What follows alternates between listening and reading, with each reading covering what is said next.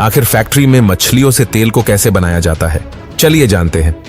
दोस्तों, fish oil को बनाने के लिए मछलियों को नदी या समुद्र से बड़े पैमाने पर पकड़ा जाता है और फिर इसके बाद इन मछलियों को मछुआरों से खरीद लिया जाता है, जिन्हें ट्रक में लोड करके फैक्ट्री में लाया जाता है। यहां पर इन मछलियों को अनलोड किया जाता है और इन मछलियों को अच्छे से साफ किया जाता है। फिर 90 से 95 डिग्री के तापमान पर इन मछलियों को पानी में 15 से 20 मिनट तक उबाला जाता है, जिससे इन मछलियों में से सारी गंदगी साफ हो जाए। फिर इस सॉफ्ट हो चुकी मछलियों को एक स्क्रू वाली मशीन में डाला जाता है, जो मछलियों को प्रेस करने का काम करती है, जिससे इस मछलियों में मौजूद सारा पानी अलग हो जाता है। और इस प्रक्रिया के दौरान जो बचा हुआ होता है उसे एक अलग सेक्शन में इकट्ठा कर लिया जाता है और फिर इसे कन्वेयर बेल्ट के जरिए सूखने के लिए फैक्ट्री के ड्राई आउट क्षेत्र में भेज दिया जाता है। यहां पर करीब 75 डिग्री के सेल्सियस पर इसे और भी ज्यादा सुखाया जाता है।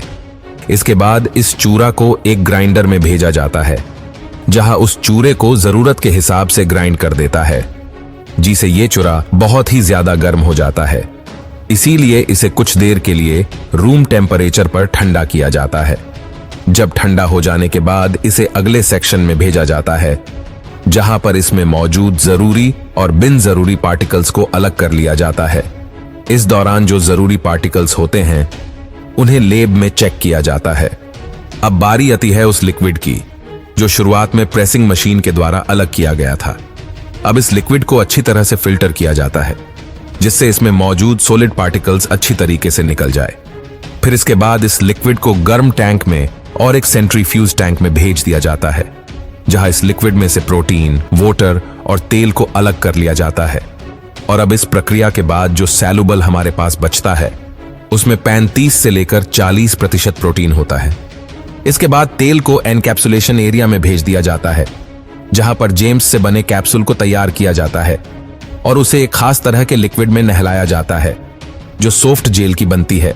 हालांकि पहले सॉफ्ट जेल काफी ज्यादा ढीली होती है, लेकिन इसमें लगा तेल जब धीरे धीरे रिमूव होता है तो वह हार्ड होता चला जाता है और फिर इन कैप्सूल को सूखने के लिए छोड़ दिया जाता है। उसके बाद इन कैप्सूल को काउंट करने के साथ साथ उनकी क्वालिटी भी चेक की जाती है। और आपको बता दें, फैक्ट्री में लगभग हर दिन 50 मिलियन फिश ऑयल कैप्सूल बनाए जाते हैं और फिर क्वालिटी चेक होने के बाद फिश ऑयल को ग्रेड के हिसाब से रिफाइंड फिश ऑयल और ग्लू फिश ऑयल जैसे नाम दिया जाता है। लास्ट में इन कैप्सूल को लेबल लगी हुई बोतल में पैक किया जाता है। तो दोस्तों, इस तरह से फिश ऑयल को बनाया जाता है।